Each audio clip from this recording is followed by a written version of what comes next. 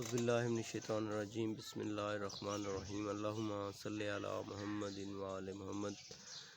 ایک دفعہ کا واقعہ ہے کہ مولا علی سرکار علیہ السلام گھوڑے پر سوار قبرستان کے قریب سے گزر رہے تھے، تو آپ نے گھوڑے پر سوار ہوتے ہوئے قبرستان کی طرف رخ کرتے ہوئے ان سے خطبہ پیش کیا کہ آپ نے فرمایا نہج البلاغہ میں کہ آج تم یہاں آرام سے لیٹے ہوئے ہو، دنیا میں تم نے جو بھی کام کیے جیسے بھی کیے، آج اس کا خمیازہ یہاں پر اس کال کوٹری میں بھگت رہے ہو۔ اگر تو تم نے اچھے کام کیے ہیں تو تم یہاں آرام سے سکون سے لیٹے ہو، اگر تم نے مال لوٹا ہے، ظلم کیے ہیں، تو اس کا بدلہ آج تمہیں اس میں عذاب کی صورت میں مل رہا ہے۔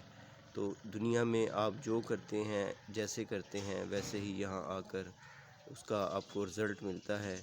مولا علی کے خطبے کے صدقے اللہ تعالی ہماری مشکل آسان کرے، اللہ تعالی ہم سب کی پریشانیاں دور کرے، اللہ تعالی ہمارے بچوں کا مستقبل اچھا ہو، اور اللہ تعالی ہماری تمام مشکلات جو ہیں آسان ہوں۔ بہت شکریہ ویورز، ہمارا چینل حسینی کاروان علیہ السلام TV like, share, subscribe کریں۔ اللہ حافظ۔